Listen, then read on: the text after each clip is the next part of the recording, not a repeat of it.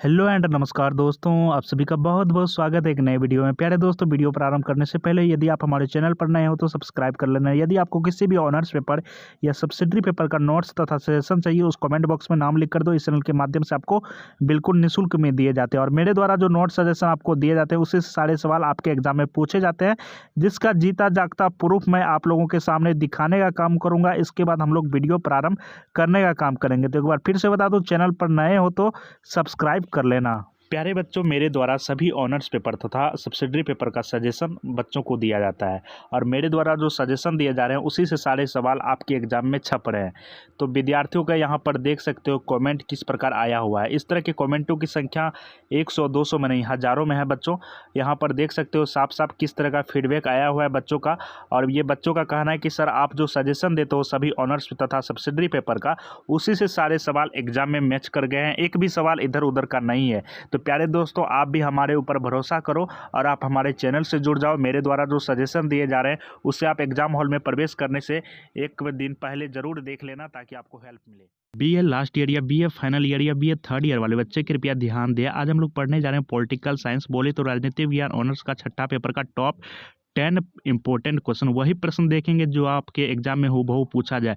प्यारे दोस्तों, सभी के पास तो क्वेश्चन बैंक होगा ही। क्वेश्चन बैंक को पलटाइए और देखिए इन सारे ये जितने भी प्रश्न आप देख रहे हो आपके एग्जाम में कितने बार पूछे गए, तो ही आपको इन प्रश्नों की अहमियत पता चलेगी। आपके एग्जाम में ये प्रश्न एक बार नहीं, 2 बार नहीं, पिछले 10 वर्षों से लगातार पूछे जा रहे हैं। इसलिए पूछे जा रहे हैं क्योंकि पॉलिटिकल साइंस में इससे बेहतरीन प्रश्न हो ही नहीं सकते, इसलिए इसे बार बार रिपीट किया जा रहा है। प्यारे दोस्तों, मैं टारगेट विद शिवम गारंटी लेता हूँ 100% इसी से सारे सवाल आगामी एग्जाम में पूछे जाएंगे, इसमें कोई शक नहीं है दोस्तों। आपके पूरे साल की तैयारी को मात्र इस 10 मिनट की वीडियो में कवर किया जा रहा है, तो आप लोगों के पास एक गोल्डन अपॉर्चुनिटी है। इस अपॉर्चुनिटी को यूं ही जाने नहीं दिया जा सकता, ठीक है। प्यारे दोस्तों, इन प्रश्नों की उत्तर की बात करें तो यहाँ पर बात कर ले साफ साफ, तो पॉलिटिकल साइंस यानी कि राजनीति विज्ञान के प्रोफेसर के द्वारा काफी आसान व सरल शब्दों में तैयार किए गए हैं इनका उत्तर। यदि आप इन प्रश्नों का उत्तर एक नज़र से देख ले तो आप मन की गति से याद कर पाओगे और पूरे लाइफ टाइम तक इन प्रश्नों का उत्तर नहीं भूल पाओगे। तो इसी से अंदाजा लगा सकते हो कि पॉलिटिकल साइंस के प्रोफेसर के द्वारा कितने आसान शब्दों में इन प्रश्नों का उत्तर तैयार किया गया है। और मेरे द्वारा दिए गए उत्तर को सेम टू सेम यदि आप एग्जाम हॉल में लिख देते हो तो आपके एग्जामिनर यानी कि कॉपी जांचने वाले भी इंप्रेस हो जाते हैं, क्योंकि उन्हें भी आसान शब्दों में उत्तर चाहिए और वो आपको पॉलिटिकल साइंस जैसे सब्जेक्ट में फुल मार्क्स प्रदान करते हैं दोस्तों। तो प्यारे दोस्तों, आप लोगों के पास एक सुनहरा सा मौका है। यहाँ पर बात कर ले, इन प्रश्नों को आपको कॉपी में लिखना होगा, ठीक है।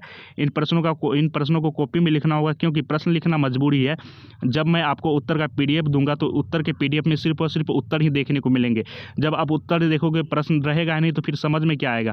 इसलिए आपको प्रश्न लिखना अति आवश्यक है। फिर वीडियो के अंत में बताऊंगा कुल मिलाकर 1 मिनट में कैसे आप इन सभी प्रश्नों का उत्तर 1 मिनट में प्राप्त कर पाओगे। तो उत्तर में सिर्फ और सिर्फ उत्तर देखने को मिलेंगे, इसलिए प्रश्न लिखना आप सभी को अति आवश्यक है अपने कॉपी में। और प्रश्न लिखाने के दौरान मैं आप सभी को थोड़ा थोड़ा उत्तर भी बताने का काम करूंगा। इससे फायदा ये होगा, जब आप उत्तर का पीडीएफ पढ़ोगे तो आपको लगेगा हाँ, वीडियो में मैंने इन प्रश्नों का उत्तर जानने का प्रयास किया था। आपको जाना पहचाना सा लगेगा और याद करने में परेशानी होगी। तो प्यारे दोस्तों, पहला प्रश्न है आपका, दार्शनिक शासक संबंधी प्लेटो के विचारों की विवेचना करें। प्लेटो के कौन कौन से विचार रहे हैं इनके बारे में आपको बताना। और ये प्रश्न कई बार पूछे जा चुके हैं आपके एग्जाम में, इस बार भी पूछे जाएंगे। तो जल्दी से इन प्रश्नों को कॉपी में लिख लीजिए, थोड़ा इसके बारे में जान लेते हैं। प्लेटो को कौन कौन से विचार रहे हैं थोड़ा हम लोग शॉर्ट में जानने का काम करेंगे, फिर नेक्स्ट प्रश्न की ओर रुख करेंगे, ठीक है। तो प्यारे दोस्तों, प्लेटो का विश्वास था कि शासक अच्छा राजनीतिक दर्शन शास्त्र का ज्ञाता और अच्छा शासक होना चाहिए। इसी कारण प्लेटो ने शासकों के लिए एक लंबी शिक्षा योजना प्रस्तुत की। ज्ञानियों की सरकार में ही प्लेटो का विश्वास करता था। उसकी शिक्षा प्रणाली का उद्देश्य जातियों के अल्पतंत्र की स्थापना करना, जिससे शासन भली प्रकार चल सके। तो कुल मिलाकर बात करें तो यहाँ पर प्लेटो चाह रहा था कि कोई शासक यदि जैसे कि अभी के समय में मान के चलो कि कोई भी सरकार बनती है तो कम पढ़े लिखे होते हैं। कम पढ़े लिखे होने की वजह से कुछ करने लगते हैं, ठीक है। हमारे देश को कोई सरकार नहीं चलाता, बल्कि आईएएस आईपीएस ही चलाते हैं, ठीक है। सरकार तो सिर्फ मतलब वो कुर्सी पर बैठने के लिए होते हैं। तो प्यारे दोस्तों, कुल मिलाकर यहाँ पर बात करें तो प्लेटो का कहना था कि जब कोई शासक बनता है तो उन्हें जो है राजनीतिक समझ अच्छी होनी चाहिए, ठीक है। और यानी कि उनके अंदर जो है ज्ञान की मात्रा जो है काफ़ी प्रचुर मात्रा में होनी चाहिए, ठीक है। प्लेटो का ये मानना था। क्वेश्चन नंबर दूसरा आपका, प्लेटो के न्याय सिद्धांत की व्याख्या करें। प्लेटो का न्याय सिद्धांत किस प्रकार थी, इसके बारे में आपको एक्सप्लेनेशन करना है, ताकि एग्जामिनर को अच्छे ढंग से समझ में आए और आपको पॉलिटिकल साइंस जैसे सब्जेक्ट में फुल मार्क्स प्रदान करे। तो सभी प्रश्नों को अपनी कॉपी में लिख लीजिए, काफ़ी प्यारा सा प्रश्न है और इस बार अवश्य पूछे जाएंगे, ठीक है। तो प्यारे दोस्तों, प्लेटो के न्याय सिद्धांत की बात करें तो इस सिद्धांत के अनुसार न्याय का अर्थ है मनुष्य को वह देना जो उसके लिए अच्छा हो, ठीक है। सरल शब्दों में बात करें तो इसका अर्थ है मित्रों को लाभ और शत्रुओं को बुराई। हालांकि प्लेटो ने इस सिद्धांत की इस आधार पर आलोचना की कि मित्र और शत्रु के बीच अंतर करना कठिन है और इसलिए इस आधार पर हम लोगों को के प्रति अपना आचरण तय नहीं कर सकते। तो प्यारे दोस्तों, कुल मिलाकर यहाँ पर बात कर ले तो जिसको जो चाहिए वही देना चाहिए, ठीक है। तो वही इनका न्याय सिद्धांत था। क्वेश्चन नंबर 3 आपका, अरस्तु के दास्ता संबंधी विचारों का परीक्षण करें। अरस्तु का दास्ता संबंधी विचार क्या रहे हैं इसके बारे में आपको लिखना है। प्यारे दोस्तों, उम्मीद करता हूं आप लोगों ने हमारे चैनल को सब्सक्राइब कर लिया होगा, क्योंकि हम लोग 1 लाख सब्सक्राइबर के करीब पहुंच चुके हैं और आप ही लोग की सपोर्ट से हम यहाँ तक पहुँच पाए हैं। और बात कर ले यहाँ पर तो आपको बिल्कुल फ्री में सारे कंटेंट दिए जाएंगे और सभी ऑनर्स तथा सब्सिडरी पेपर के प्रोफेसर के द्वारा आपको इस चैनल के माध्यम से पढ़ाए जाएंगे बिल्कुल निःशुल्क, वो भी डिजिटल बोर्ड पर 1 लाख प्लस सब्सक्राइबर होने के बाद। तो उम्मीद करता हूं आप लोग ज़्यादा से ज़्यादा सब्सक्राइब करोगे, क्योंकि यहाँ पर आप लोगों से कुछ नहीं लिया जाता, 1 रुपये नहीं लिए जाते, बल्कि आपसे एक सब्सक्राइब ही तो लिया जा रहा है ना। तो अरस्तु के दास्ता संबंधी विचारों का परीक्षण करें। जल्दी से इन प्रश्नों को कॉपी में लिख लीजिए, ठीक है। अरस्तु के दास्ता संबंधी विचारों का परीक्षण करें, जल्दी से कॉपी में लिखिए। अरस्तु के दास्ता संबंधी विचारों का परीक्षण किस प्रकार करना है, ठीक है। तो अरस्तु महाशय की बात करें तो अरस्तु का मत है कि वह राज्य जो दास प्रथा पर आधारित नहीं है, वह जो है स्वयं दास होता है। इस प्रसंग में यह उल्लेखनीय है कि अरस्तु यूनान के लोगों को ऐतिहासिक प्रामाणिकता के आधार पर विश्व के अन्य लोगों की तुलना में अधिक बौद्धिक स्तर का मानता था। इसलिए उसका मत था कि यूनानियों को कभी भी दास नहीं बनना चाहिए, ठीक है। कुल मिलाकर बात करें तो अरस्तु ये कहना ये था कि यूनान के लोग स्पेशल लोग हैं, ठीक है, और यूनान के लोगों को किसी प्रकार का दासता नहीं स्वीकार करनी चाहिए। क्वेश्चन नंबर 4 है प्यारे दोस्तों आपका, कौटिल्य के सप्तांग के विचारों का वर्णन करें, ठीक है। कौटिल्य के सप्तांग के विचारों का वर्णन करें। यह प्रश्न भी काफ़ी प्यारा सा प्रश्न है, आपके एग्जाम में कई बार पूछे जा चुके। कौटिल्य के सप्तांग विचार का आपको वर्णन करना है, यहाँ पर एक्सप्लेनेशन देना है, ठीक है। तो बात कर ले यहाँ पर सप्तांग सिद्धांत के अंतर्गत कौटिल्य ने कहा है कि राजा को अपने पड़ोसी राज्यों से मित्रता करनी चाहिए, ठीक है, जिससे आवश्यकता पड़ने पर उनकी सहायता प्राप्त की जा सके। मित्र वंश परंपरागत विश्वसनीय तथा हितैषी हो और राजा व उसके राज्य को अपना समझते हो। तो कुल मिलाकर बात करें तो अरस्तु का यानी कि कौटिल्य का कहना था कि आप अपने पड़ोसी से हमेशा मित्रता बना के रखो, न जाने कब आपको उसकी ज़रूरत पड़ जाए, ठीक है। सबसे पहले आप पड़ोसी को ही याद करते हो, इसलिए हमेशा उसे फ्रेंडशिप करके रखनी चाहिए। क्वेश्चन नंबर 5 है आपका प्यारे दोस्तों, यहाँ पर मैकियावेली प्रथम आधुनिक राजनीतिक चिंतक था, टिप्पणी करें। मैकियावेली प्रथम आधुनिक राजनीतिक चिंतक था, इसके बारे में आपको टिप्पणी करना है। ये प्रश्न को जल्दी से आपको अपने कॉपी में लिख लेना है प्यारे दोस्तों, क्योंकि उत्तर में सिर्फ और सिर्फ उत्तर ही देखने को मिलेंगे, आपको प्रश्न देखने को नहीं मिलेंगे। मैकियावेली प्रथम आधुनिक राजनीतिक चिंतक था, इसके बारे में आपको लिखना है। बहुत प्यारा सा प्रश्न। प्यारे दोस्तों, बहुत ऐसे विद्वान हैं जिन्होंने मैकियावेली को आधुनिक युग का जनक मानते हैं। एक और उसे मध्य युग का अंतिम विचारक कहा जा सकता है, तो दूसरी ओर आधुनिक युग में प्रथम मैकियावेली को आधुनिक युग का जनक यानी कि आधुनिक युग का पिता भी कहा जाता है, ठीक है। आधुनिक युग मैकियावेली से प्रारंभ होता है और इस युग के प्रारंभ होने के साथ साथ मध्य युग का अंत हो जाता है। मैकियावेली ने मध्ययुगीन मान्यताओं और परंपराओं की न केवल उपेक्षा अपितु उनका खंडन कर राजनीति को नवीन यानी कि नया यथार्थवादी रूप प्रदान किया, ठीक है। तो इसके बारे में बताते हैं दोस्तों। आधुनिक युग के पिता का स्थान बोंदा को प्राप्त होना चाहिए, क्योंकि बोंदा ने ही सर्वप्रथम आधुनिक राष्ट्रीय राज्यों की मूल विशेषता संप्रभुता को स्पष्ट रूप से परिभाषित किया। परंतु मैकियावेली को आधुनिक युग का प्रवर्तक मानने का सबसे बड़ा कारण यह है कि वह प्रथम व्यक्ति था जिसने व्यवहारिक राजनीति पर जो विचार प्रकट किया, उनका पालन आज लगभग सभी राजनीतिक द्वारा किया जा रहा है। तो इसलिए जो है आधुनिक युग का पिता जो है मैकियावेली प्रथम को ही माना जाता है। इसके बारे में काफ़ी विस्तार से स्टेप बाय स्टेप हम लोग जानने का काम करेंगे। फिलहाल आप प्रश्न लिखो। क्वेश्चन नंबर 6 है आपका प्यारे दोस्तों, प्राकृतिक अधिकारों के लॉक के विचारों की विवेचना करें।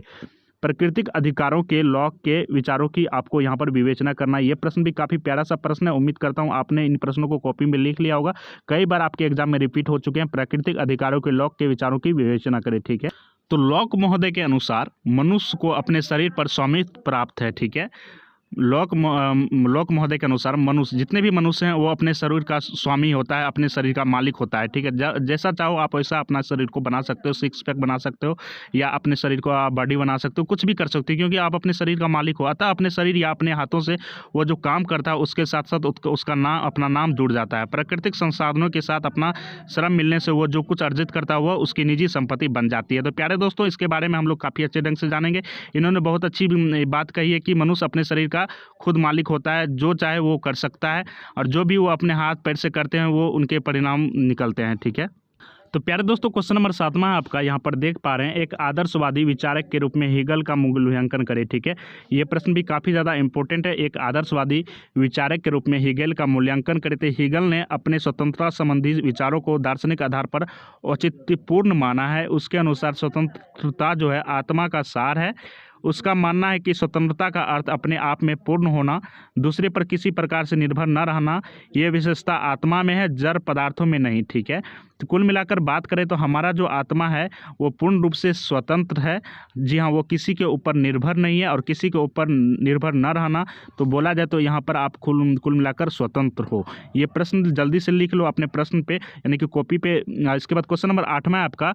जी हाँ दोस्तों, क्वेश्चन नंबर 8वां है, रूसो के समान इच्छा सिद्धांत की विवेचना करें। रूसो के समान इच्छा, जी हाँ दोस्तों, रूसो के समान इच्छा सिद्धांत की आपको यहाँ पर विवेचना करना है। रूसो कौन थे इसके बारे में आपको जानना होगा और इसके समान इच्छा क्या थे, इसके सिद्धांतों को लिखना होगा। ठीक है, जल्दी से इन प्रश्नों को लिखिए।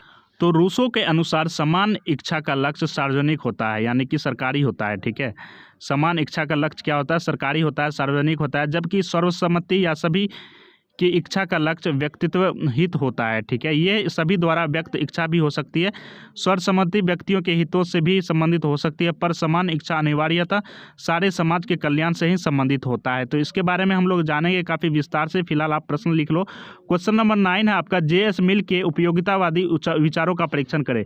जे.एस. मिल के उपयोगितावादी कौन कौन से विचार रहे हैं इसके बारे में आपको बताना है। जे.एस. मिल के उपयोगितावादी विचारों का आपको यहाँ पर परीक्षण करना है। ये प्रश्न भी काफ़ी प्यारा सा प्रश्न है और कई बार आपके एग्जाम में पूछे जा चुके हैं। पॉलिटिकल साइंस के ये सारे प्रश्न काफ़ी ज़्यादा इंपॉर्टेंट है, इससे बेस्ट प्रश्न कुछ हो ही नहीं सकता दोस्तों, इसलिए इसे बार बार रिपीट किया जा रहा है। तो जे.एस. मिल के उपयोगितावादी विचारों का क्या परीक्षण, इसके बारे में जान लेते हैं। तो प्यारे दोस्तों, मिल का उपयोगितावादी नैतिकता की भावना के दिए हुए हैं, क्योंकि बेंथम जहां अधिकतम व्यक्तियों के अधिकतम हित को राजनीतिक सिद्धांत मानकर उसे कानून और प्रशासन के क्षेत्र में लागू करना चाहता है, जबकि मिल का सिद्धांत व्यक्तित्व नैतिकता का सिद्धांत है। राज्य का उद्देश्य उपयोगिता नहीं बल्कि व्यक्ति के नैतिक गुणों का विकास करना है। तो इसके बारे में अच्छे ढंग समझेंगे, थोड़ा आपको बाउंस कर रहा होगा, परंतु प्यारे दोस्तों घबराना नहीं है। क्वेश्चन नंबर 10 लिखिए आप सभी, एक व्यक्तिवादी विचारक के रूप में हॉब्स का मूल्यांकन करें। एक व्यक्तिवादी विचारक के रूप में हॉब्स महोदय का आपको मूल्यांकन करना है। ठीक है, ये प्रश्न भी काफ़ी प्यारा सा है और कई बार पूछे जा चुके हैं। जल्दी से इन सभी प्रश्नों को आप अपनी कॉपी में लिख लीजिए, क्योंकि इस बार यही प्रश्न आपके एग्जाम में पूछे जाने वाले हैं। तो एक व्यक्तिवादी विचारक के रूप में हॉब्स का मूल्यांकन हम लोग कर रहे हैं। हॉब्स की व्यक्तिवाद विचारधारा, यानी कि हॉब्स के अनुसार व्यक्ति साध्य है और राज्य साधन मात्र। हॉब्स की व्यक्तिवाद की मूल धारणा इस बात पर आधारित है, जितने भी संघ, समुदाय, संस्थाएं और राज्य हैं वह सब व्यक्तियों द्वारा ही निर्मित है। व्यक्ति ही उनकी इकाई है और ये सब अपने आप में सम्मिलित व्यक्तियों से अलग कुछ भी नहीं। तो प्यारे दोस्तों, आप इन सभी प्रश्नों को उम्मीद करता हूँ लिख लिया होगा। प्यारे दोस्तों, मैं आप लोगों से एक रिक्वेस्ट करता हूँ, हम लोग 1 लाख सब्सक्राइबर के करीब पहुँच चुके हैं। सभी के घर में 4 से 5 फ़ोन होंगे, तो अब मैं आप लोगों से अनुरोध करता हूं सभी फ़ोन से जल्दी हमारे चैनल को सब्सक्राइब कर लो, क्योंकि 1 लाख सब्सक्राइबर जैसे ही पार हो जाएगा हम लोग यहां पर सभी ऑनर्स तथा सब्सिडरी पेपर के अलग अलग प्रोफेसर के द्वारा डिजिटल बोर्ड पर आप लोगों को बिल्कुल निःशुल्क शिक्षा दी जाएगी। तो प्यारे दोस्तों, आप लोगों को इतने सारे बेनिफिट मिल रहे हैं हमारे चैनल से, बिल्कुल फ्री कंटेंट मिल रहे हैं। मैं आप लोगों से सिर्फ एक सब्सक्राइब ही तो मांग रहा हूँ। अपने छोटे भाई बहन या अपने घर के जितने भी सदस्य हैं उनसे आप इस चैनल को सब्सक्राइब अवश्य कर लेना, क्योंकि हम आप लोगों के लिए मेहनत कर रहे हैं, तो मेहनत का फल तो एक सब्सक्राइब दोगे ही ना।